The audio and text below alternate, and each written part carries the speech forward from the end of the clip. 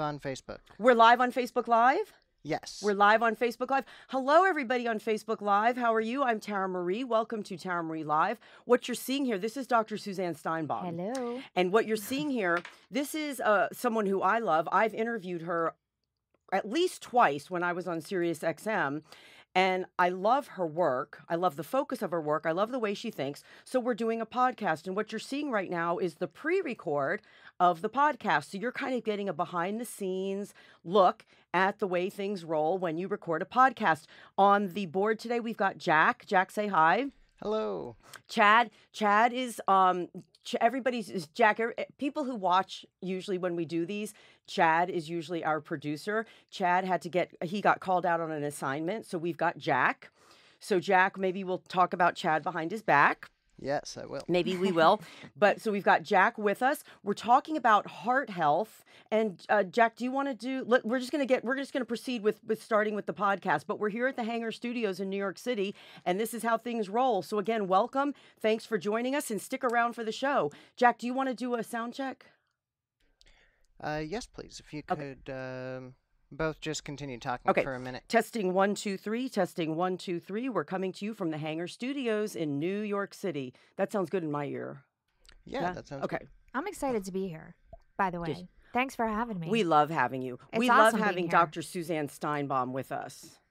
We love having Dr. Suzanne Steinbaum with us. And we love podcasts and Facebook Live. It's awesome. The thing about a podcast that I like is they're on demand.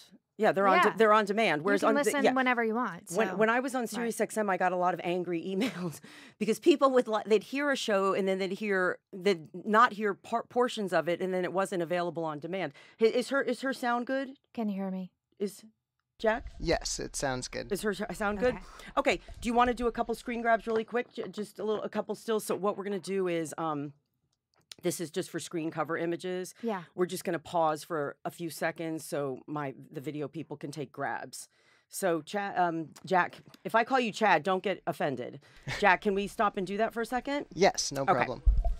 So why don't we do that? So we'll just look at the camera, look into the camera, and we'll stop. Okay, ready? Ready. How did that look? Was that good? Did that look good? Let's do another one. Yes, please. Okay, let's do another one. Because I'm always didn't look good. I'm eternally worried I'm going to look like a big dorko on the screen grabs. Jack, do we look like big dorkos? No. No, you both look great. No, Jack, tell us. I'm not kidding. Okay, so you ready?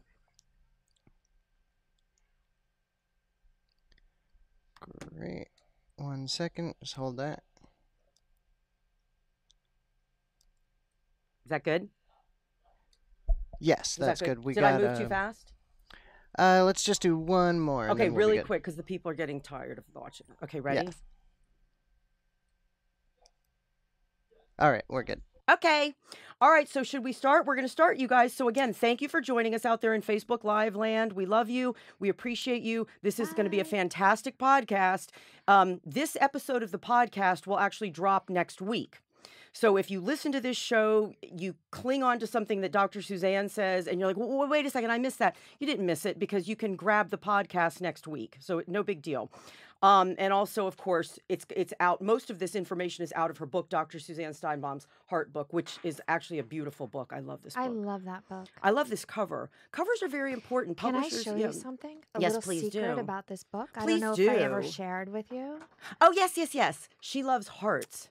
And they made that for me. That was my gift. And do you know what I did for you today? What? I wore every heart that I own. I love it. I wore every heart that I own. I love it. Because I love hearts too. All right, are you ready, Jackie? Yes, I am ready. Okay. Should I just do a 3, 2, 1? Yep, we are rolling, so you're good to go whenever. 3, 2, 1. Well, hello and welcome to Tara Marie Live. Thank you so much for tuning in.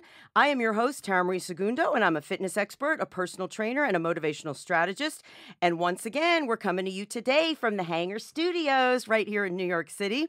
Tara Marie Live is a podcast about mental, emotional, physical, social, and spiritual health, and we always bring you information that will help you change your life and optimize your health and happiness. Now, today we're doing a Facebook Live simulcast as we pre-record the podcast, so welcome all our friends in Facebook land. Again, this is a simulcast, a pre-record of a podcast, so we invite you to download the podcast next week when it airs. If you're listening to this as a podcast and you're thinking, gee, I wish I could have seen the video, you can always catch it. I'll tell you at the end where you can find it either on Facebook or on my YouTube channel. Now, today our topic is one that I love because it's relevant to everybody, literally 100% of the audience. We're talking about heart health. And I love the topic because rather than focusing on heart disease, we're talking about heart health. And there's a reason why we're saying it that way. It has to do with my guest's perspective on staying healthy. Now, heart disease, you probably don't need me to tell you this, but in this country, in the United States, and again, this is a podcast, so a lot of people in different countries are listening, but in the United States, about 1 million Americans every year die of heart disease, making it the leading cause of death for both men and women. The most common form of heart disease is coronary artery disease, which can lead to a heart attack.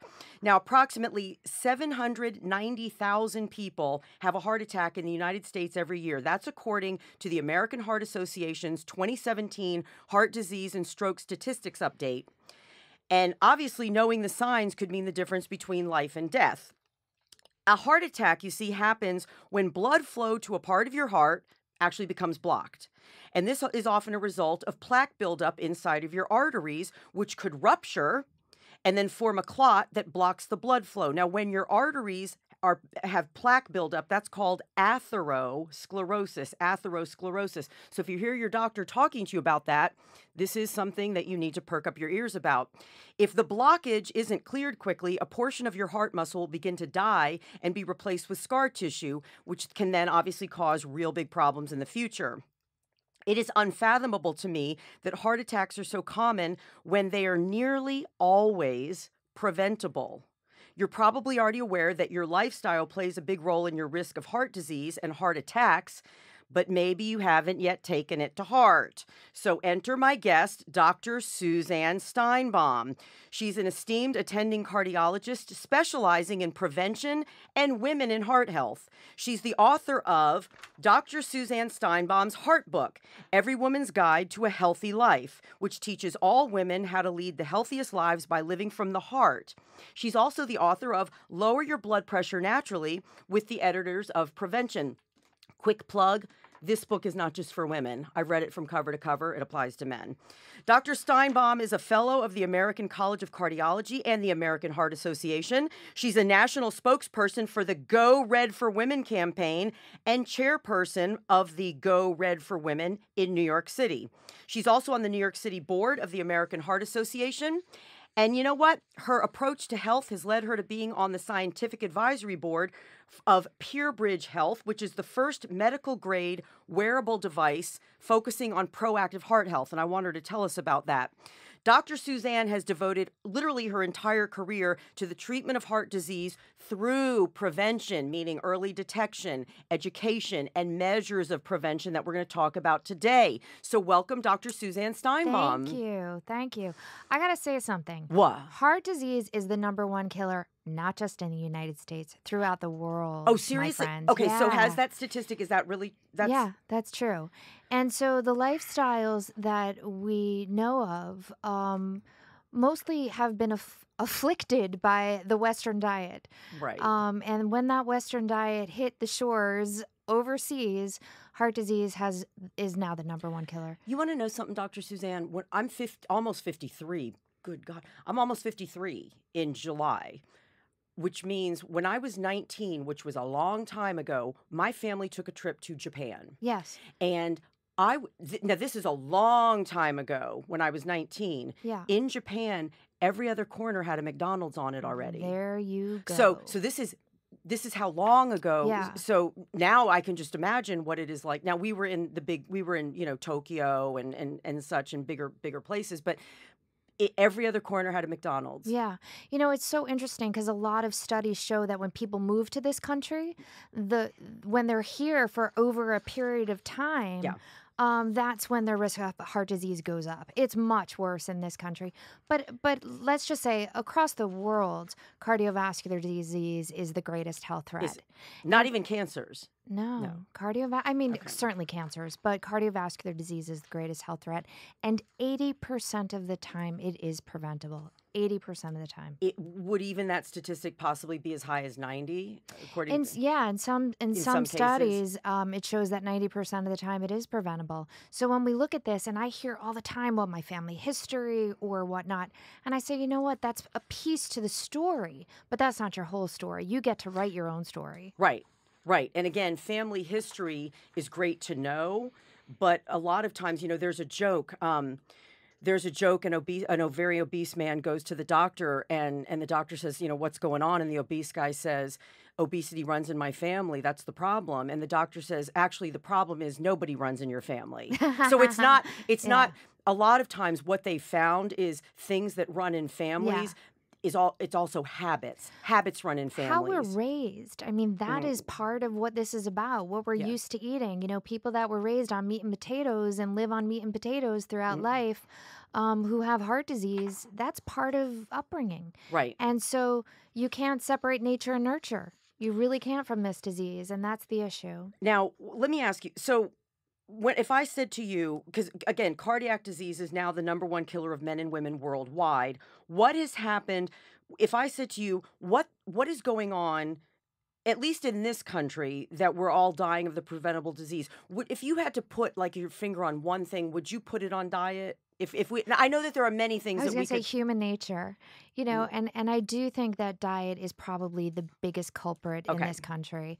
Really, fast foods industry has been such a huge problem. And you know what? Sugar sweetened beverages is another huge problem. Right.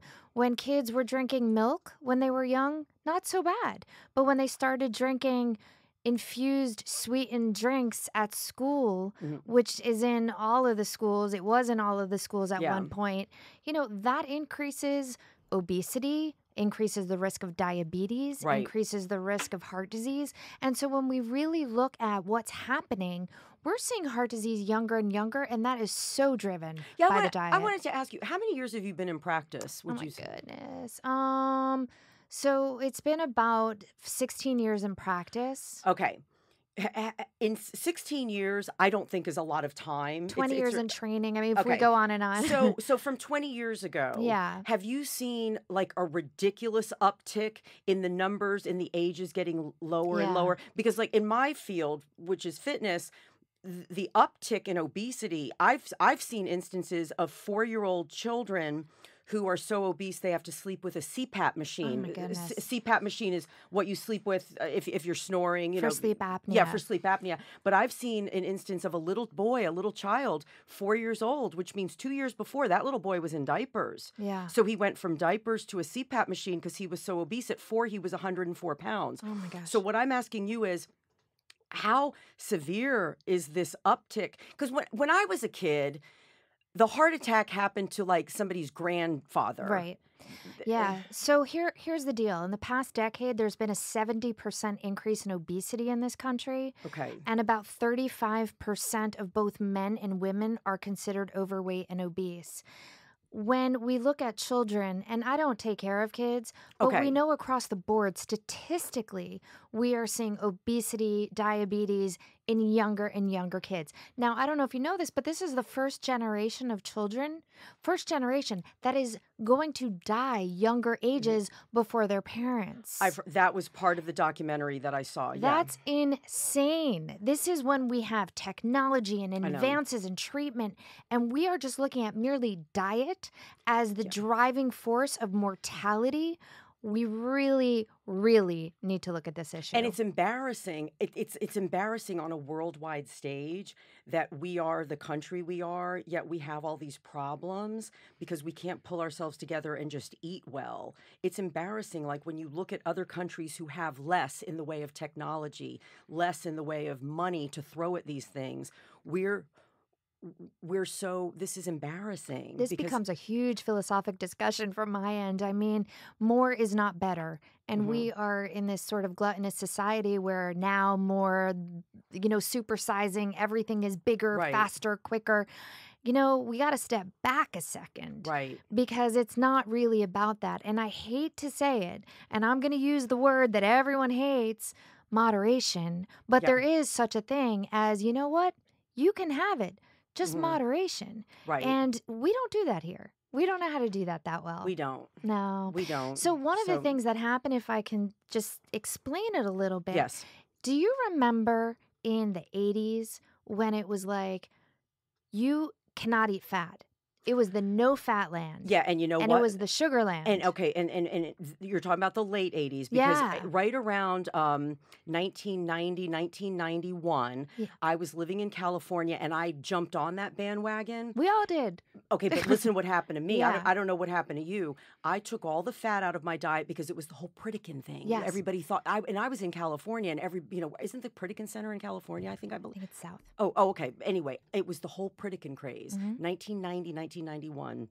I took all the fat out of my diet because we were taught if you don't eat fat, you can't get fat. Yeah. I became fatter. I had more fat on my body. Yeah. I had really bad skin, a lot of acne. Mm-hmm. My hair got almost like a broom. It lost all its shine. Yeah. And I had no energy. I felt like crap because I was eating too much sugar. But that's what we were taught. That's what we were taught. So then the pendulum swung. Okay. And then we was like, eat all the fat you want. And we went to the next craze, which was the high-fat diets. And you know what? That's not good either. There was evidence of weight loss. People were getting skinny, but eventually becoming sick. And there was an increase in heart disease from that diet as well. Initially, there was some success. You don't eat any carbs and you just live on fat. You actually decrease the amount of calories in your diet. Right. And so all I'm saying is somewhere between that, no fat, and high fat is this very happy little world where you eat good fats, omega-3 fatty acids. These are things like fish and olive oil and nuts and avocados and all of that. And you cut back on the fats that are not good for you, which is really, the animal products. And the carbohydrates that you eat are not sugars, right? But it's in multigrains and things like that, and complex carbohydrates. I think sugar is like the devil. Sugar's the devil. Yeah. And so and can I say this? No judgment. I used to live on sugar. No judgment for me. I used to live on sugar. I get it. I know. lived on jelly beans and coffee for many, many years. When you were in school, because when I was in grad school, I lived on diet soda. Yeah. And basically sugary crap, things out of vending machines. I don't know what I was thinking. I mean, because that, it didn't matter. It didn't matter. I made it through my medical training on jelly beans and coffee. I'm just letting you know. We all did it. But I think there's an understanding now that it is so toxic for you. And when you look at these kids and you look at the change in the diet, because the diet is so sugar-driven right now. And high fructose corn syrup, which is so inflammatory. You look on a package of bread that's infused with high fructose corn syrup. Why? Yeah. What is the deal? It's multigrain with sugar. No, step away. Yeah. But that's the products we're getting. So really reading labels and understanding what you're getting is so important. And you go into that in the book, and we're going to get to that because I want to get to the prevention aspect. Because let me tell you something. One thing about you that I like. Number one, in this book, couple plugs, and she's very modest, so she's never going to say this. So I'm going to say it for her. You put a lot of yourself into this book. I did. Yeah. When she puts a lot of herself, like you wrote the book in a very loving way. You put a lot of yourself into the book. You talk about your son and your beautiful kid and you who I feel like I know, by the way, and I've never met him, and and also, even though it's called Every Woman's Guide, Dr. Suzanne Steinbaum's Heart book, Every Woman's Guide to a Heart Healthy Life. When I read it, I really think it's everybody's guide. I mean, there are parts when you talk about different phases of life for women, menopause, perimenopause, things like that, Yeah. that may not pertain to men. But most men have women in their lives, Yeah. sisters or wives or daughters, or, you know. I always tell the men, you know, I have men patients. In my women's practice, 40% are men. And I was going to ask you that. So you do see men. I do. I joke around and I say, you have to be related to a woman in the practice or you have to be able to lie about it. Right. But I see men. So you, Yeah, totally. But I always say to the men, you know, if you want inside look into what it feels like to be a woman who is premenopausal, going through menopause, how they feel about themselves, about sex and all those things, read my book. Yeah. But it's really from that perspective of what it feels like. The other thing about this book that I like is, and you even mention this in the book, you mention an instance when I think you were you a resident or no, I don't know. Maybe you weren't maybe you were no longer a resident, but you gave a talk to a room full of cardiologists. And at the time, like the hot topics were stents and this and that and the other. Those were the sexy topics. And you wanted to talk about prevention, and nobody paid it. You know what I'm saying? Like they were rolling their eyes at me. Right. But you are a cardiologist who you never want to do you don't want to have patients that have to have stents. You know what? I never understood it. Stents are Band-Aids. Mm-hmm. It just fixes the problem in that area. Right. It doesn't fix heart disease. Right. And so that's why her book is about her book is really about understanding yourself, understanding your body, understanding how much control you have. Really, you have a lot of control. Yeah. And then how to exercise that control in a way that's going to work for your life and optimize your health. Now, we know that heart disease is now killing women faster than all cancers combined. I did not know that. I assumed that the gynecologic cancers, breast, ovarian, uterine, all those were still probably more, but 1 in 33 women will die of breast cancer. 1 in 3 will die of heart disease. Okay. 1 in 33 versus 1 in 3. Okay. So, and that's talking about breast cancer. And the reason I bring that up specifically is I know every single woman has her month for mammograms. Right. And knows when she's going to go for her mammogram. Does every single woman have her month to get pre-heart disease tested? No.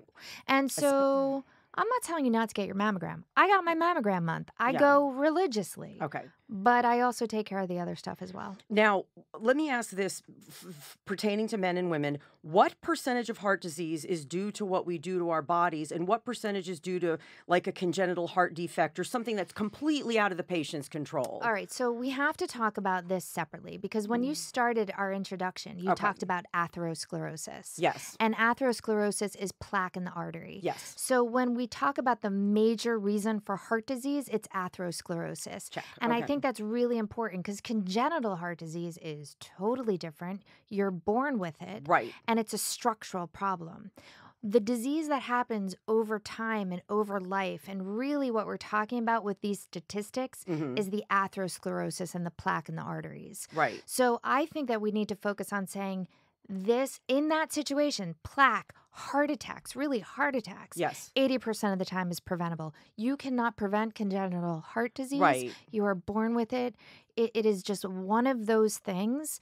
And so that is a separate issue that it's you about know 10%. that we can't really put in the bucket of diet, exercise, stress management. And most people with congenital heart disease, they find out quite young, God willing, and some of them there's surgeries and there's follow-up, and it's a totally different, and it's a lifetime of cardiology.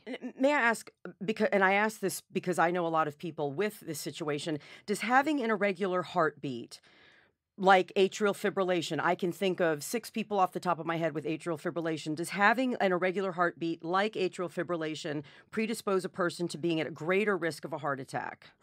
So atrial fibrillation is in some ways an epidemic for people over the age of 65. Okay. It is often associated with the risk factors of heart disease, such as hypertension. Okay. So that drives. Okay. So we'll go back to the prevention aspects. If diet and exercise and you manage your weight, you're less likely to have hypertension and less likely to have atrial fibrillation. for the most part. There's some atrial fibrillation that is genetic. There's some atrial fibrillation that is driven by elite athletes who are overtraining. Okay. But for the most part, it is associated with high blood pressure. And the sequelae, or what really happens from atrial fibrillation, is stroke. Not necessarily heart attack, but it is associated with stroke. Because one of my clients, he's no longer a client, but he was in his 50s, very obese. He was about 300 pounds over what would be healthy for him. So he was take a healthy body, add 300. He had atrial fibrillation. So that, again, that coincided, and high blood pressure as well. So obesity and also sleep apnea that you mentioned. He had that too. Yeah, those things can be associated with atrial fibrillation. Okay, as so well. what's scary is now we're circling back to the 4-year-old I saw in the documentary. Yeah. That little boy. It's got to come together for him, and it's really about changing. We pattern our behavior, and teaching a 4-year-old how to eat is the obligation of adults. He was, he was in a lower income. This whole documentary was about obesity in this country and how we're heading down the toilet. And rates of obesity are higher in poorer communities. And he was, the whole situation was sad, but it just broke my heart because when you have a little boy, I think of a 4-year-old little boy. When they're 2, they're in a little diaper. I go nuts about this because in underserved areas, there are food deserts. There is the inability to get healthy food that's accessible they're doing their best. And affordable. I don't know. I mean, it really is about the budget of the state. It's really about making sure that food is there. This has been a huge issue of mine in New York. I've really been a proponent. As you mentioned, I'm on the board of the American Heart Association. Yes. We have initiatives about food deserts, and I've really been working on this really on a statewide level for budgets and making sure that we address this. Yeah, because again, if you're saying that sleep apnea, obesity, type 2 diabetes, and atrial fibrillation can become like a little group, that everybody I know who's obese also has type 2 diabetes and sleep apnea. There you go. So now, okay. Now, let's talk about how heart disease presents in men versus women. Because I think, okay, look, when I was a kid, and so let's dial back. So I was born in 1965. In the early 1970s, heart disease, we thought heart disease wasn't a woman's problem. Heart disease was the guy who was working, 70 hours. It just wasn't a woman's problem when I was a little kid. Am I correct, or were we just naive? No, I mean, listen, I was in my residency, so this is the late 90s. Okay. And I didn't know heart disease was a woman's issue. We were not taught that heart disease was a woman's issue. Did you do your residency here in New York? Yes, just curious. Okay. I was here in New York. Okay. And I tell the story all the time, and it's actually in my book. I was in the emergency room. A 53-year-old woman was wheeled in. She was incredibly uncomfortable. She was nauseous, vomiting, sweating. Okay. And holding her chest, stomach. And she was put in the corner and proceeded to have a heart attack. They thought she had gastroenteritis. They thought she had because of the nausea, vomiting, gastroenteritis. It was not a heart attack. And that no, it was a heart attack, right? Yeah, but in their minds, this was not a heart attack. This was a woman. It's most likely gastroenteritis. And that was that moment, that aha moment for me. You know what? I'm watching women have heart disease. Women get heart disease. And I started doing the research, and that's how my career unfolded. I realized that once these women got sick, they didn't do as well. And women, in fact, to this day, when they get heart disease, their outcomes are significantly worse. Women are often less likely to be referred for life-saving procedures, less likely to receive life-saving medications. Why? What the heck is going on? I mean, so in other words, even if a woman is diagnosed as having heart disease, they don't take her as seriously. This is what you're... Yeah. Women, once they're diagnosed with heart disease, they're not treated equally as men. And yes, that is reality. These studies have come out in 2017, really about the perceptions of women and how doctors perceive women. Are you ready? Can I also say this before I interrupt? You also talked about, though, in the book, cardiology, when you're in medical school, is a boys' club. How many females were with you studying? How many female cardiologists are there? So there are more now, but about 18% of cardiologists in this country are women. Well, then that's what it is. I think that's part of it. And I also think there's a very interesting perspective. You know what I wanted to really name this book? What? It's not in your head, it's in your heart. Because I kept hearing over and over and over again from my women patients, I was told I'm crazy. I was told I was anxious. I was told I have too much on my plate. I'm too stressed. And that's why I'm having these sensations. And I was like, first of all, you're not crazy. You're not anxious. You might be stressed. But you know what? You're having chest pain. We need to evaluate it. And so there was a lot of perception about women. In general, not all people, I mean, this is for men and women. What you look like on the outside does not mean that's what you look like on the inside. Case in point, Bob Harper. Bob Harper. Bob Harper. Yeah. Bob Harper, who is one of the head trainers. Is he still, or did he? I don't know. But he was on The Biggest Loser with Jillian. Yeah. And in January, he had a heart attack. He's been an amazing spokesperson. He had a heart attack at 51. He had a widowmaker heart attack, and we can talk about that. But before we do, explain how it presents differently in men versus women. Like, what are we all looking for? So men, it's that typical Hollywood heart attack, the clutching a chest, sweating, chest pain. But it's really chest pressure. Okay, so I'm not even talking about a heart attack. I'm talking about heart disease. Like, how would a man go, I think something's off? So it usually begins with some kind of symptom. Okay. So the symptom might be a chest pressure and getting that pressure in the chest when they're walking to work or not exercising. Okay. Let's assume this is somebody who's overweight and hypertension and they're walking to work and all of a sudden they get some chest pressure. Okay. And that could be the first sign. So not extreme exertion, just walking to work. Not exertion at the gym. It depends how bad it is. Okay. So we're just talking about in general. Okay. How can it look? How can it present? How can it begin? And it could begin with exercise.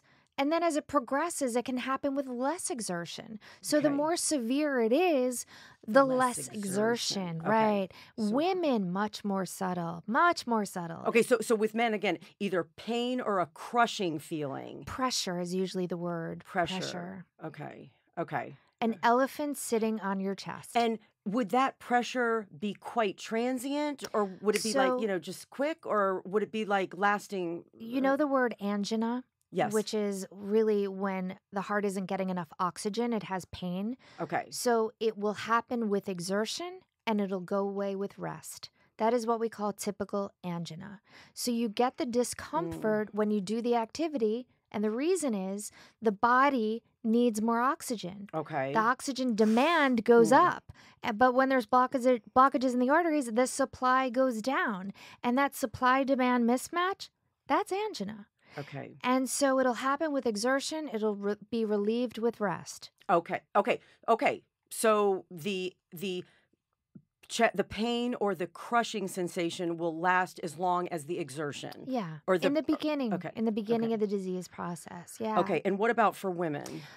Those symptoms are much more subtle than chest pain. It's shortness of breath, jaw pain, back pain, nausea. Jaw pain, like just. Yeah. Jaw pain. I had back pain, low back or mid back? Mid back, upper back. Okay. Nausea, vomiting. And I'm going to quote, Rosie O'Donnell had a heart attack. Do you remember this? Yes, because you and I, oh my God, I think you and I talked about it. She felt these symptoms and didn't go to the hospital for like, was it like a day? It was like a day and a half. She could have died. She didn't realize it was her heart. But I will never forget, at Lincoln Center, we have the Red Dress Fashion Show. Every year. Did you just have it? Yeah, it was in February. Okay. And, they changed venue. But at the time, she was there and got up on the runway for the Red Dress Fashion Show. And she kept saying over and over, hot, exhausted, pain, pale, puke. Hot, exhausted, pain, pale, puke. Because she was pale. So that's what she was feeling. She was sweating. She was exhausted. She was having pain.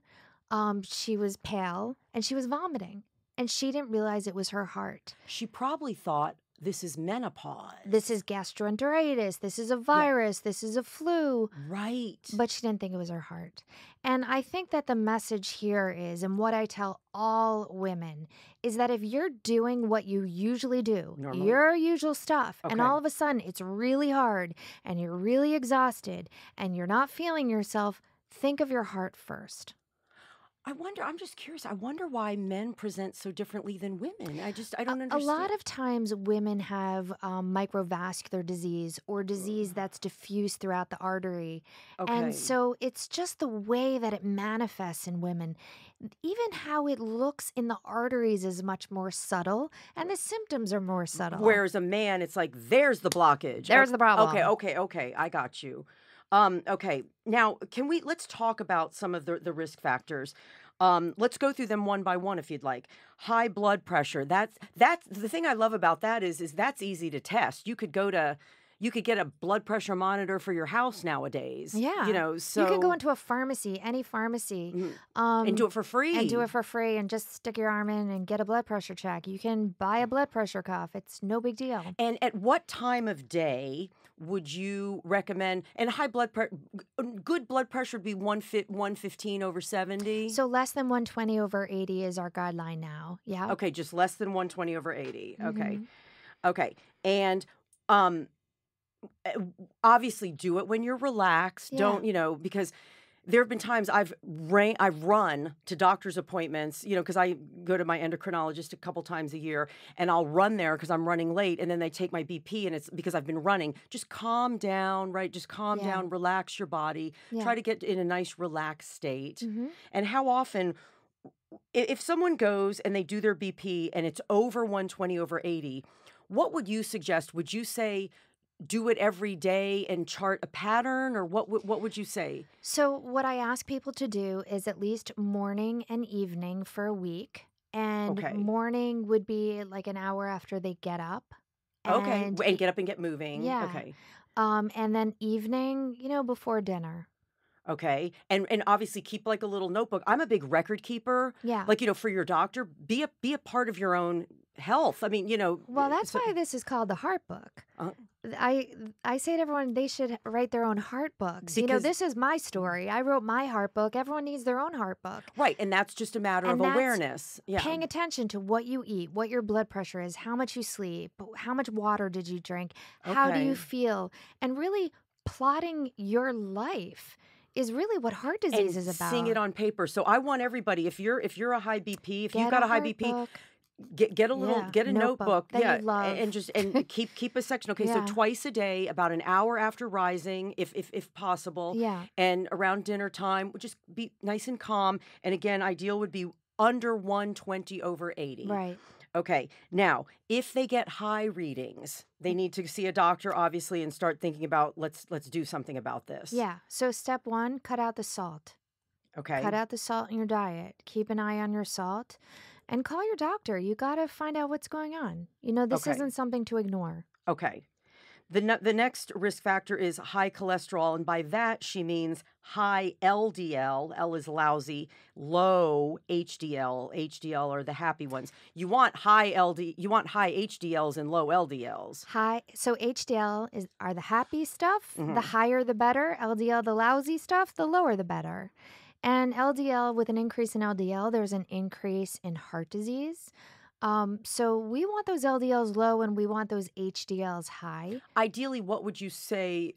And also, we're going to look at the ratio. So ideally, what do you prefer?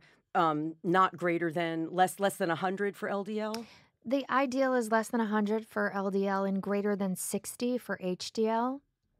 And if we can just throw into the mix triglycerides for a second, which is another part of the cholesterol panel on a standard panel, triglycerides are really associated with sugars and simple carbohydrates. Okay.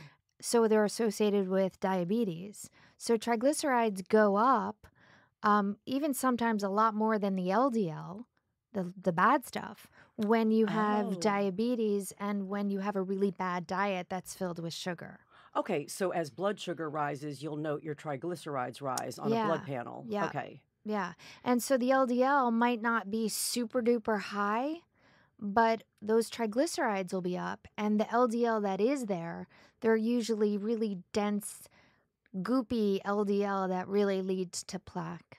Question. Okay, so LDL, you want it less than 100, HDL greater than 60, and the higher those HDLs, the better, because then the ratio, because you also look at the ratio of HDL. What ratio do you go for? I don't go by ratio. You don't? Okay. Personally. Okay. But I really try to reach those goals for Okay. people.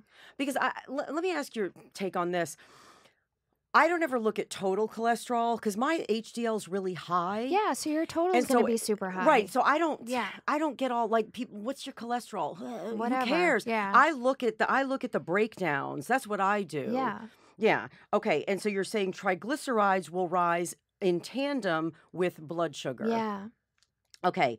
High blood sugar is a risk factor. So as a person creeps closer and closer to diabetes, type 2 diabetes, that is, they're increasing risk factors of heart disease beat by beat. Yeah. So we know that there's something called the metabolic syndrome, which is a pre-diabetic condition. And when that starts, there's an increased risk of heart disease right then and there. There's an increase in inflammation and clotting and plaque formation. And so I don't wait for diabetes. Right. I will say, listen, your sugars are up. It's time to stop now. And we have to look at the diet and say, let's change everything, because when sugars are up, let's not wait to diabetes. Let's really make the changes as early on as we can. And again, metabolic syndrome is a cluster of things: high cholesterol or high LDLs, high blood pressure. High triglycerides, like I mentioned, it's associated with diabetes. So having triglycerides greater than 150, borderline blood pressure greater than 130/85, sugars that are fasting sugars above 100, and hemoglobin A1C, which is another way to judge it, between 6 and 6.4. That's a pre-diabetic condition. So it's not super high, but it's right there. Yeah. And HDLs that are low, less than 50. And belly fat. We can't forget belly fat. A waist circumference of 35 inches in women and 40 inches in men. Can I ask you a question? Usually with waist, I always go by, because I've done a show about waist to hip ratio, because it really depends. Like on a really tall woman, it's different than on a little, pipsqueak that's 5'1", 5'2". Usually what Dr. Oz says, tell me if you agree with this, about half of your height in inches. Yeah. So like if you're 5'4", which would be 64 inches tall, I'm 5'4.5", you want a waist no greater than 32. Is that an easy way? That's an absolute way to do it. Okay. Yeah. Okay. So waist. And do you I always tell my clients, take your waist at your navel, because I want them to have a biomarker, because otherwise today their waist is here, today their waist is here. I always say use your navel as a biomarker. That's fine. Okay. That's perfect. Yeah. Okay, so you want a waist that's about less than 1/2 your height in inches. Yeah. Okay. So again, and also obesity is obviously a risk factor. And that belly fat is so bad. When we really talk about obesity, belly fat in itself causes the cells not to be able to function as well, and the metabolism of sugar slows down. Right. So obesity leads to diabetes very, very directly, and heart disease. And a lot of people who don't even consider themselves obese have a lot of belly fat. Yes. A lot of people, I know people who aren't, they probably wouldn't be considered obese, but they have central obesity. They've got a concentration. We used to call that the beer belly, right? Yeah, now and it's just central obesity. Yeah, and that central obesity really is dangerous and a risk factor independently of heart disease. And if you have excess belly fat, is it almost fair to say you definitely have metabolic disease? I've never seen a person with excess belly fat who didn't have it. It's a pretty good bet that there's metabolic syndrome. Okay. Obviously smoking. Yeah, I mean, that message has gotten out, I hope. Uh-huh. There's no such thing as a social smoker. And I hear all the time, do you smoke? Nah, just a couple puffs or a couple cigarettes on the weekend. I'm like, that's smoking. Any inhalation can damage the lining of the arteries. So smoking is smoking, and it's really bad for you. A question about this, because I know people who don't smoke, but they smoke pot.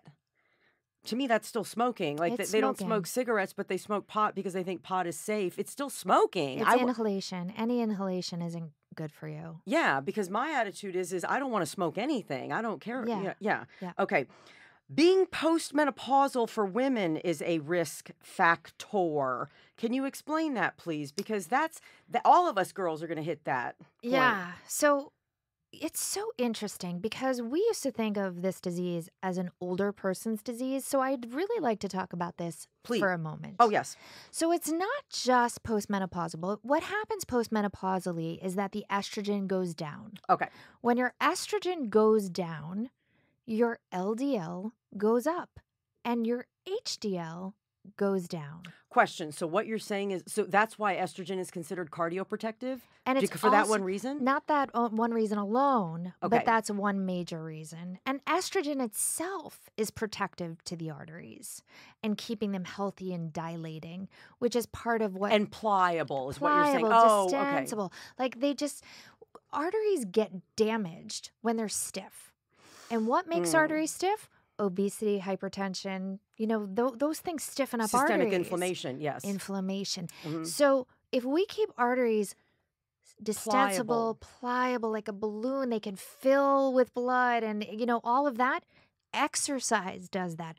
Breathing techniques do that. Mm-hmm. Stress management, sleep, that sort of thing. Yes. And estrogen does that. So when estrogen starts going down, all that protection goes away. And then on top of it, you get a change in your LDL and HDL. Okay. And you tend to gain weight and your blood pressure tends to go up. So being postmenopausal could be a problem. And I always say train for menopause like you're training for a marathon. You just go through that with grace and exercise and eat well, and you'll be fine. Yeah, there are plenty of postmenopausal women who are doing well. So, yeah. Lots of them. Yeah. So, I mean, you don't know they're postmenopausal because they're doing great. So, you don't have to sign up for that. The most interesting thing, I think, one of them that we've learned about women and heart disease in the past 10 years is that what happens when you are actually going through pregnancy increases your risk of heart disease later on. So, having high blood pressure... you mean certain stages of pregnancy for all pregnant women or certain... So for women who are pregnant who have some complications. Like preeclampsia. Not even preeclampsia, even just minor high blood pressure. Of course, preeclampsia. Okay. But even elevations in sugar, definitely gestational diabetes. But seeing these things during pregnancy increases a woman's risk later for diabetes and heart disease and hypertension. So you just said if a woman today, 27-year-old woman who's pregnant, has high blood sugars, not even necessarily gestational diabetes, and high blood pressure, not even necessarily preeclampsia, when she's 57, her risk is higher of... Yes, but it might even happen earlier. So this 27-year-old woman might give birth, and within 10 years, by 37, she might have hypertension and diabetes for real. Why is that? That when a woman, what she I'm going to experiences tell in you, pregnancy? it's so interesting because what we know about pregnancy now is that it is the first metabolic stress test. It shows us what your metabolism is like. It shows us how distensible your arteries are. It really shows you what you're made of. Oh, so this is what you're saying. Women who aren't healthy going into pregnancy, it's going to show up. It shows in the up form of preeclampsia. earlier than menopause. Oh, and here's because it shows up in pregnancy. Yeah, so it's first like test. it's like the first test. Oh, wow! Isn't that crazy? And then the other piece of this is, I have to tell you some not so great news. Okay, there's been an increased risk in heart disease for women less than 55 years old. That's us. Us. Why? What? Well, there's been an increase in diabetes and obesity. Okay. And I'm sorry to throw out this card, but I think stress has been playing a huge role in women's lives and really what we're going through because of stress, whether it's making bad lifestyle choices, not sleeping. This juggling act of these women who right now are between the ages of 30 and 55 That's us. of doing everything, I think is wreaking havoc. Let's talk about stress. Let's move it to men and women if we can. For sure. Because we live here in New York City. Yeah. we're a bunch of stress crazed. I don't know what it is in New York City. We're a different group. I don't know if you see this, like, but when I leave New York City, because my family lives down in Florida, people aren't like we are. No, it's a different. We're kind of like, yeah, we're off, but no, I mean, like, it takes a special person to like this. Do you understand what I'm saying? It's painful. New York is like this very odd bubble, and it's such a small city, small island. Yeah, lots of people. You just live off of everybody else's vibes, and it's intense. Yeah, it's intense. We're crazy people. To want to be here, I think you got to be a little cuckoo. I like it, so I know I'm cuckoo. But what I'm saying is let's open this up to men and women. What does stress, just like that constant state of, what does it do physically to it? How does it precipitate heart disease in the long term? You absolutely just showed it. What happens when you're under stress? You tense up. Tense up. Your heart increases. Your blood pressure goes up. All of these stress hormones go flowing through your system, increasing your blood pressure, increasing your heart rate, increasing inflammation, and you live at that level. When you live under stress, chronic stress, I don't think there's anything more destructive to us physically than chronic stress. And I really think this... And sometimes it can't be helped. It's like so hard. People who have sick children, people who have sick parents. It's so hard. Listen, you turn on the news today, I think that we can all collectively understand there's stress right now in the world. And I think that, I go into office buildings to speak and I see their TVs with, news stations on, and I'm like, your first way of shutting off stress is just shut off the TV for a minute. Right. Shut your phone down for a minute. Stop answering your phone. Don't keep looking at your news feed. I mean, there has to be a way to step away from stress when you can. And you know what I've tried to do? So obviously, again, I've interviewed you twice at least that I can think of. So I've read the book several times. And I've really tried because I admit, I tend to be given to be. I'm very tightly wound, and that's just who I am. And it's not what I would pick, but it is what it is. But because of books like yours, I really try to catch myself going, Tara, it's not an emergency. Come on, this isn't like I just have to always. I find myself having to stop myself and saying, just. Not an emergency. It's not an emergency. Because sometimes my reactions, you'd think that something really bad were happening, and it's in the scheme of life, it's nothing. But I tend to go, so I've tried to teach myself to go, Tara, not an emergency. I'm going to give you another tip. What, please? I think one of the most important things that we all can do for ourselves is not react. That reaction, that moment of responding so quickly. What happens? You can feel your hormones go up. Yes. You can feel your heart rate balloon. You can feel all of it. So what I suggest is the deep breath. Just breathe. The moment. When that happens to you, just stop. Pause. Count to 3. Do something to stop that and then breathe. Yeah. And really consciously and deliberately breathe.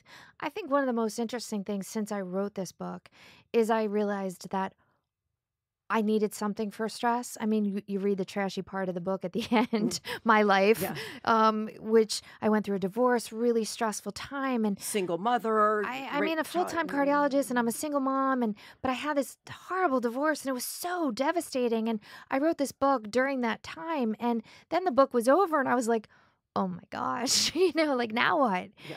And I started meditating. You needed an outlet. I started meditating. I was like, I have to find something.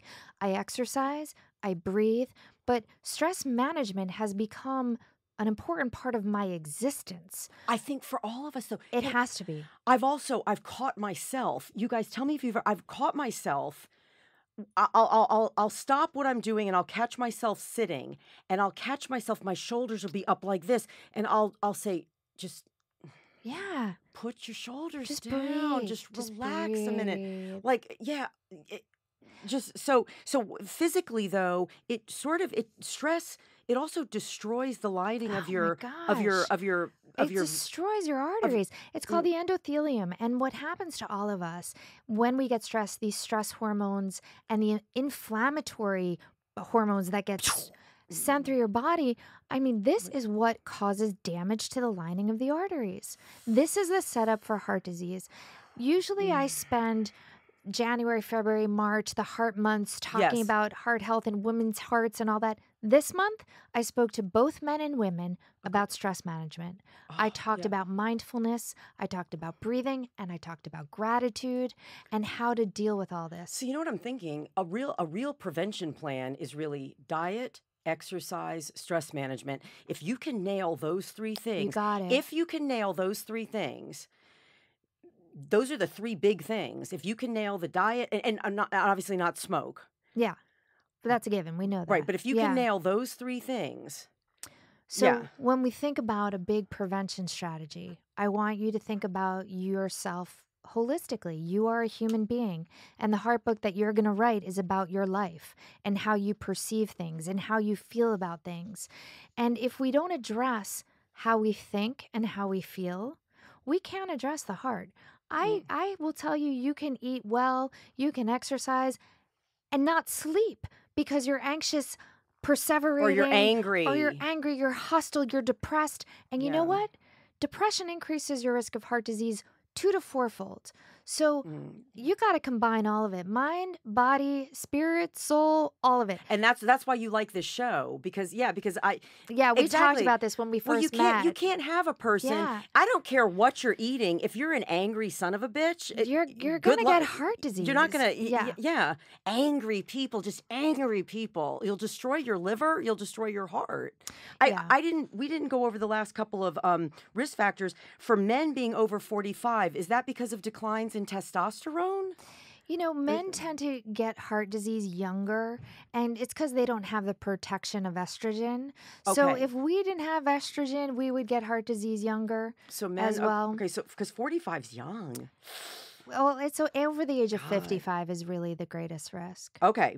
And inactivity, obviously sitting is the new smoking. Oh, dear God. Can we just touch base on Bob Harper for 1 second before we move on? 51 years old. So the reason, and before we say young men, let's talk about young men who do get heart disease. Okay. And what do you call young? 35? Let's say less than 55 years old. Okay? Okay. Oftentimes there's a genetic predisposition. That's what he had. He had something called the LP(a). And I'll show it to you in my book. But the LP(a) is a marker. Oh, okay. Genetically, you are born with it. It makes the LDL cholesterol really, really sticky and lead to plaque formation early. That's why some people, no matter what they eat, they have issues with their cholesterol panel, correct? Well, that's not exactly it, because some people have a genetic predisposition to make cholesterol. But this is a little different. This is a marker that people are born with that make the cholesterol clot easier and develop plaque easier. Yeah. And it's called an LP(a). And he did not know that, obviously. And he did not know that he had that. How do we know if we have that? We're talking about it. You can ask your doctor, but it's not part of a routine panel.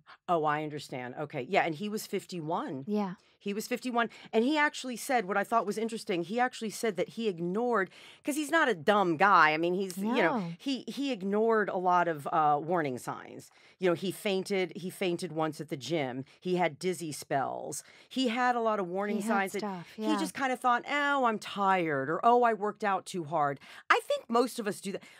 Who among us is going to immediately go, oh, I'm having a heart attack? I would totally be one who said, maybe I have a flu, maybe I have. For sure. I mean, listen, how many times have you exercised and done too many push-ups or have overexerted and you get chest pain? And every so often I'll sit there and say, oh my gosh, I'm having chest pain. I really hope I don't have a heart attack. It would be really bad for my image. Do you know what I mean? Not good. So, you know, I do it too. And I speak about it all day. So you really have to know your body really well. I think that's also important, because if you know your body, you'll know, oh, this is muscular. Or this is an anomaly. Or this is something that's weird. Now, so 2/3 to 3/4 of people with type 2 diabetes die from some form of heart or blood vessel disease. again, that's just because type 2 diabetes, as it's been explained to me, it's like the sugar in your blood are like little shards of glass just scraping the lining of your vascular system. Sandpaper on the lining of the artery. And that's why the connection between type 2 diabetes, heart disease, and stroke is so high. Yeah. Because that sugar is like glass scraping your veins, the inside. The arteries, The arteries, the inside. Mm-hmm. Absolutely. So since 2002, we are aware of diabetes being equivalent. Now, this is kind of interesting. We call it an equivalency to having heart disease. So someone who has diabetes, we're going to look at them the same way we would look at someone who had a heart attack and treat them the same way with the same medications, even if they have not yet heart attack, because the affiliation and the association between diabetes and coronary artery disease is so high. Okay, well, I hope people are listening, because I know people with diabetes that don't even take the diabetes seriously. I know people with diabetes in my family who shall remain nameless, because I have to see them when I go to Florida. Do you think they're listening? No, she doesn't listen. Okay. But my point is, I'll send her a link, but my point is I have a family member who has type 2 diabetes who doesn't take it seriously. It's not a joke. If you have diabetes, you are going to get heart disease unless you do something about it. End of story. End of story. Okay. That's a big deal. All right, listen, if somebody believes, if someone believes that he or she is having a heart attack, what would you say as a cardiologist? What should you do right this second? The minute you feel like you're... Chew an aspirin. Chew an aspirin. And call 911. Okay. Chew any aspirin. Just 325 milligram aspirin, chew it, and call 911. Okay, so chew an aspirin and call 911. And as in the case, again, thank God Rosie is alive, because I think she waited a day and a half. Yeah. What's like the ticker rate on calling 911? I mean, just as immediately as you possibly can, obviously, because we learned in our training, time is muscle.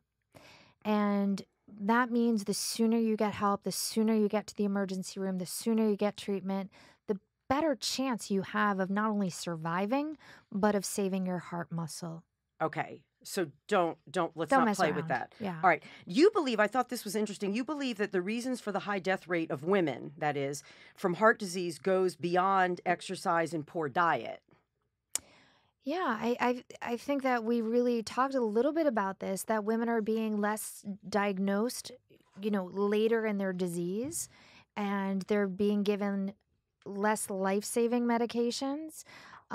It's really about women not getting equality of care. There's a disparity there, and that disparity is increasing really poor outcomes in women. But you developed a theory about the surge of heart sickness in women that you said that you were an intern. Yeah. And you said that you developed your own little theory about what's going on with women and heart sickness, the whole picture of heart sickness. I really saw, I was in my training and I went to Block Island, Rhode Island, and there was a group, families would come and they'd be out on the beach and having a great time. Mm-hmm. And the women would come in with like chest pain and palpitations. And I always thought about were you in an ER working, or you were just... It was a clinic. It was a clinic that was there.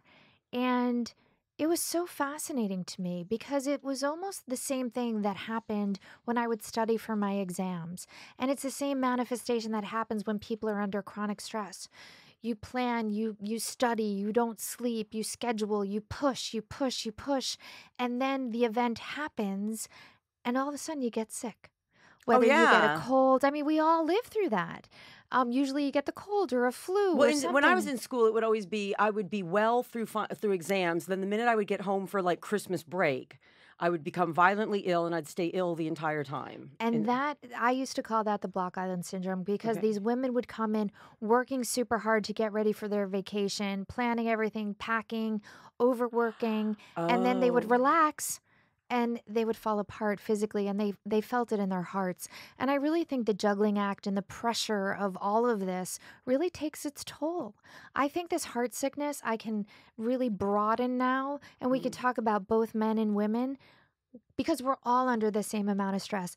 women and men are in the workforce equally as much right now. We're playing the same game, friends. I was going to say, when I was a little kid, it was different. My mom stayed home. Yeah. She made breakfast, lunch, and dinner. Yeah. It was a very different life. Mom stayed home. Dad went to work. Now we're all kind of in the same. We're all in the same crazy treadmill of trying to figure it all out. How does a broken heart affect our heart health?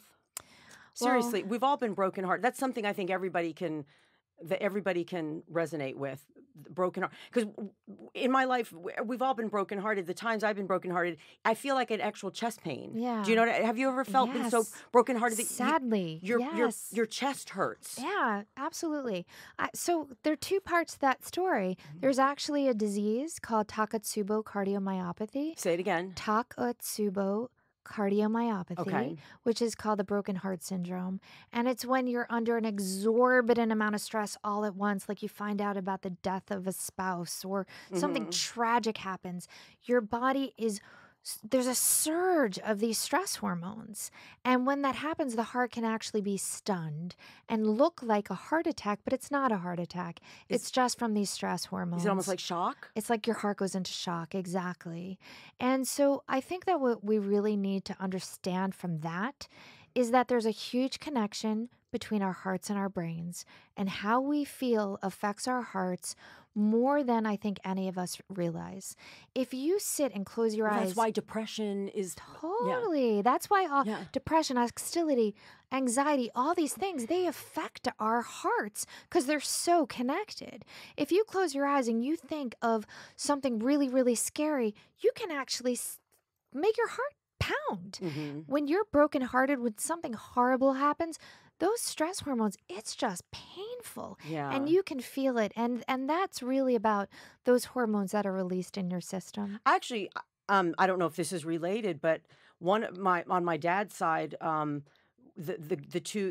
grandparents died within a year of each other. One died, and then the other died of a broken heart. Does anybody resonate? Do you know that? Like, one died, and then one died of a broken heart. Within a year, she was dead. And we hear that all the time, and that's just another perfect example of really what the brokenhearted means. Yeah, literally brokenhearted. Literally.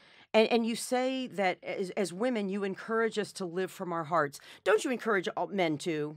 I do. I encourage everyone to live from your heart. What do you mean by that? So I think this is something that I really started understanding in taking care of patients, that it's not just about diet and exercise. Yeah. It's from the second you get up in the morning, how do you approach your day? Is the glass half full or is it half empty? And we know that optimism decreases your risk of heart disease. If you're pessimistic, believe it or not, your risk of heart disease goes up. And that's, again, due to these stress hormones. So your perception makes a huge difference. The difference between saying, I have power over my life versus I'm a victim and woe is me and everything's falling apart, believe it or not, that affects your heart. So and also the victim mentality can make you very prone to depression. Yeah. Because what depression is actually, it's when you feel helpless. It's when it's basically the ultimate victimization. That's right. I mean, that's right. And so we know that how you feel and how you live your life affects you. We also know living with passion and purpose increases your vitality. You live longer. So I'm going to tell everyone, live from your heart. You get up every single day and you decide whose life is this and how do I want to live it. And I say food is not just about diet. It's about how are you going to nourish yourself to do the things you love to do? What are you going to put in your mouth to make you feel the best you can so you can take charge? When you eat sugar, you feel crappy. You don't want to do anything. You're exhausted, fatigued. It's just not a happy place. I know. If you eat healthy, you are charged, energized. You want to go exercise. And then guess what? You go exercise and you have serotonin, all these feel-good hormones. And then what do you want to do? Well, you want to be nice to people. And if you're nice to people, you have a great support network and group around you. And then what happens? You laugh. And if you laugh, your arteries dilate. And you release, all endorphins. These good hormones. And I will tell you, living from the heart is about making choices that really fuel you to be the best you can be. And that's how you think, how you feel, what you're doing matters, how you perceive things, but also how you eat, how you exercise, how you sleep, because that's who you are. And living from the heart is the essence of you. And happiness is cardioprotective. I mean, happiness, come on. Like, yeah, you know the feeling of when you're just happy. You're just in a joyful state. Your arteries are singing. Your heart's singing. And I find, like, when I'm in a joyful state, if I miss sleep, it's not as detrimental as. Do you know what I'm saying? Like, sure. you're because there's almost like a protective mechanism. Feel-good hormones protecting you. Now, you have some questions that you want. You say women to ask themselves, but I say all of us. Yeah. All of us. Do I feel vital, balanced, calm, and joyful? So we just covered that. Basic things. Can we climb stairs? Walk around the block? Yeah. How do I sleep? How are my relationships? I mean, you're a cardiologist asking us to look at our relationships. I can totally picture the dudes that wanted to hear about stents rolling their eyes, but I believe I'm more on your page. Well, I mean, let's think about toxic relationships, which is a very common theme in my office. People who are just dragging other people down or making being pulled down. Yeah. And I think these toxic relationships are something that all of us have gotten into. It is incredibly challenging emotionally, and it's incredibly challenging physically. And it's hard to get out of some of them. Yeah. It's hard to get out of some of them, and they can drag you down. Yeah. How do I sleep? I just said that. What do I eat? How much do I move? What do I love? Yeah. How many of us think about what do I love? It's like you said, we're so busy just doing the. You got to stop going through the checklist and do and live. And what does living mean? Just doing something you love to do. Yep. I love to turn on music and dance, and I talk with your about little boy. With my your little son. boy. When he was little, I would carry him and dance with him. Now he's like moon dancing on his own. He's like awesome, but I moonwalking. But he has that spirit of let's just live. Right. Because you got to grab those moments. And those moments exist. When anyone says to me, I have no time, there's nothing good, everything's awful, I'm like, those moments are around you all day long, every single minute of the day. Them. You just have to embrace them. I'm leaving my office this week and changing jobs. And do you want to say that? Do you want to tell? Sure, are you allowed to tell people? Yeah, I can talk about it. I've been at Lenox Hill Hospital for 11 and a half years. Right, because you were the director. I was the director of Women's Heart Health at Lenox Hill. Love Lenox Hill. Yes, it's a great hospital. Thumbs up to Lenox Hill. Absolutely. And I'm now headed to Mount Sinai Hospital as the director of Women's Cardiovascular Prevention, Health and Wellness. So it's a lot of the same. It's going to be a lot of the same work. It's not just for women though at Mount Sinai. Well, I'm the director of the women's portion, but as I say, I really all men who are related to women or want to lie about it can come in. And also, like you said, we're all starting to have more and more similar lives. And I think the issue really comes down to prevention.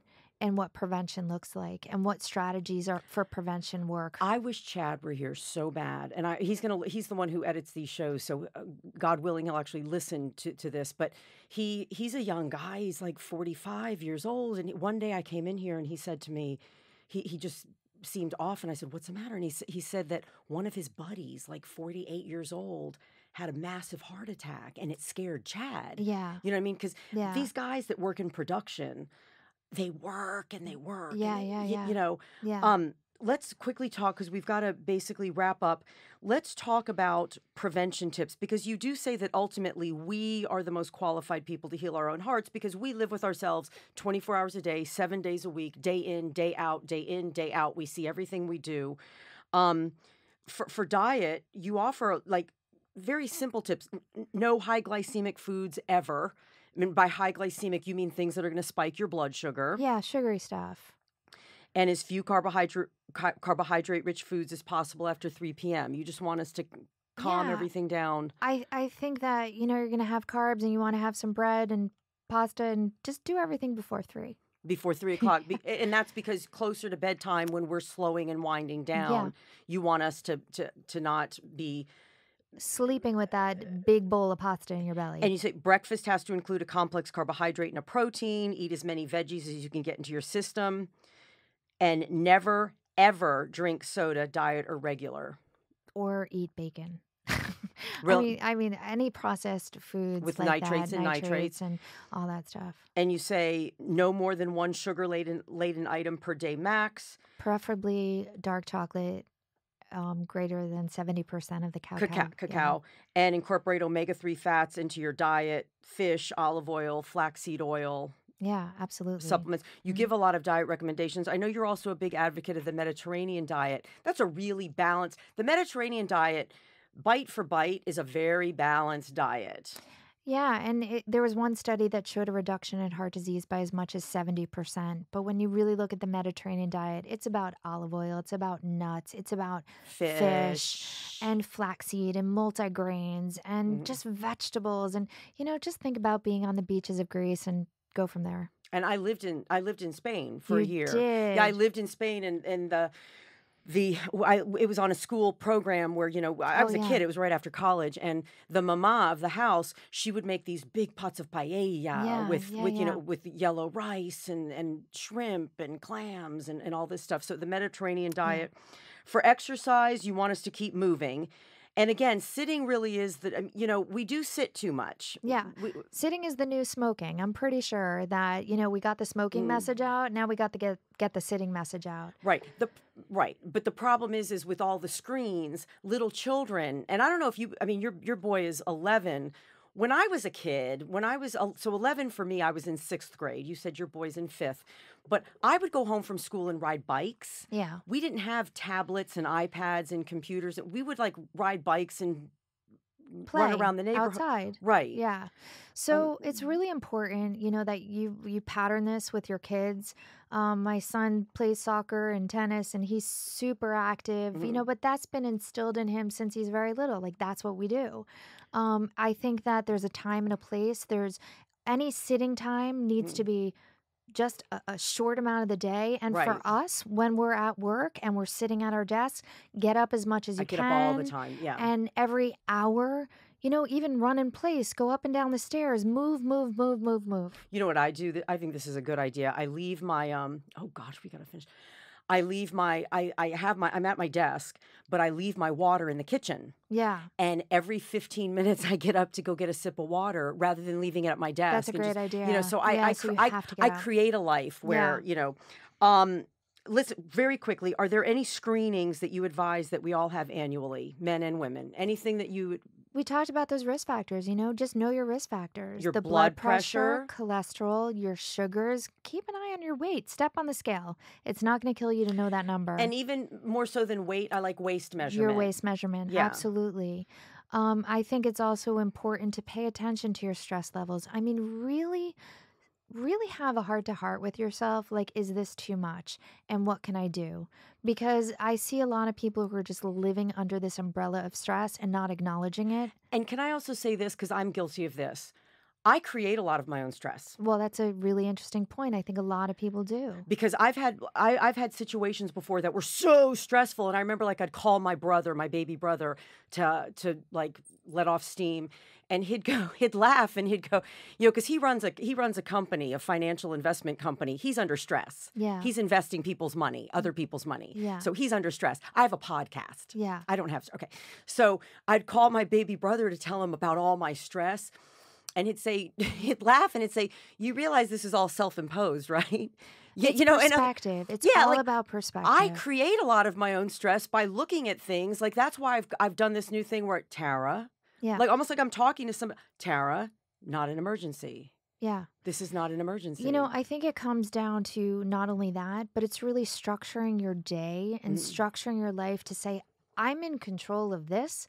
I'm not going to let this be in control of me. Right. And really having power over the situation instead of making it more than it is. Because when you feel powerless, that's when the anxiety. that's when I start to flip out. That's right. Listen, we're out of time. I love you. great You being are here. going to have to come back because again, where's my thing? You wrote where's your thing? I just want to talk about in Oh June. yeah, very quickly. There's a great initiative, handsonly.nyc. Check it out. It's really talking about CPR, hands-only CPR. What if you're not in NYC? What if people are You in can other still parts? go on that website, www.handsonly.nyc, giving Okay. information about hands-only CPR.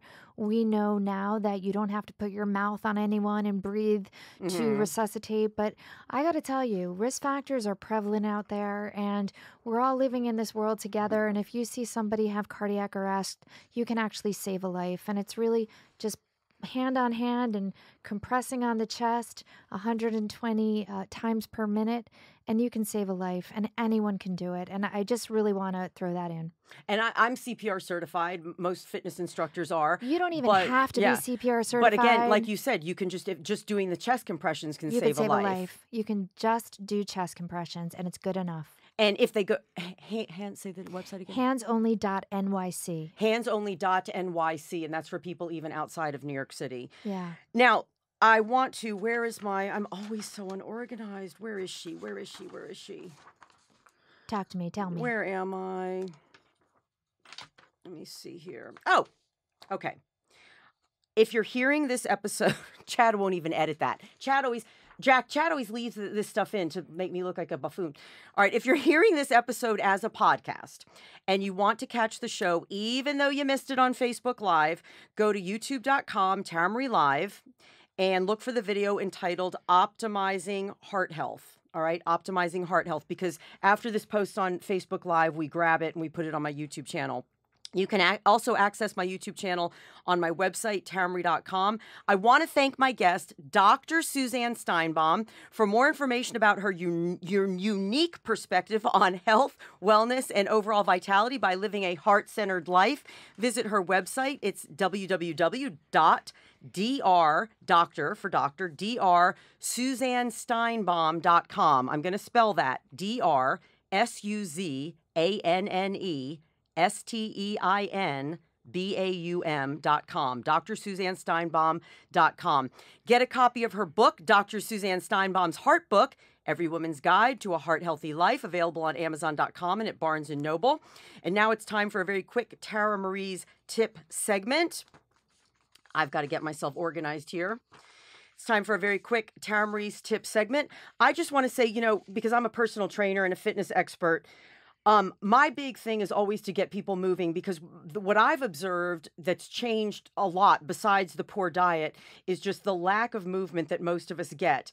And the more you move, just good old-fashioned moderate to vigorous physical activity, the lower your likelihood of death, regardless of whether that activity is done in bouts lasting 10 minutes or bouts that are done in longer continuous sessions. What that means is if you don't have a lot of time, not having time can no longer be an excuse, because if you can even get up and move for 5 minutes, 7 minutes, 10 minutes, more than 10 minutes, 2 minutes, 3 minutes, whatever you can do, it has a cumulative effect. People who get at least 30 minutes of moderate to vigorous activity per day, regardless of how it's accumulated, have a mortality risk that is 1/3 lower than people who are sedentary, and that's good news.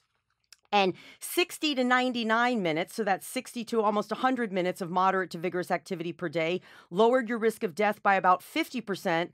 And people who stay active for at least 100 minutes or more each day are 75% less likely to die. This isn't necessarily formal exercise. This could just be walking around to do your activities of daily living like people in New York always do. Now, you want to make sure that you get a lot of movement during your waking hours. So again, stop thinking in terms of going to the gym or exercise. Just make sure you move. Like we said during the show, if you're seated because you're working, get up a lot, walk across the room, walk to the copy machine, take the stairs. Things like that will change your life. They'll literally make the difference between life and death. I want to thank you for joining me. That's all for today. I'm glad you tuned in. I hope that you will join me next time. Again, if you have comments about this show, I want to hear them. Tell me what's on your mind. Let me know using the hashtag TaraMarieLive on Twitter. Please rate and review Tamry Live on iTunes, and be sure to subscribe to Tamry Live so you never miss an episode. You can subscribe using iTunes or whichever podcast app you prefer right on my website, tamry.com. That's TARAMARIE.com. And by the way, if you've missed any past episodes, all episodes of Tamry Live are posted on tamry.com, so you can download them from there and listen to them on demand whenever you want.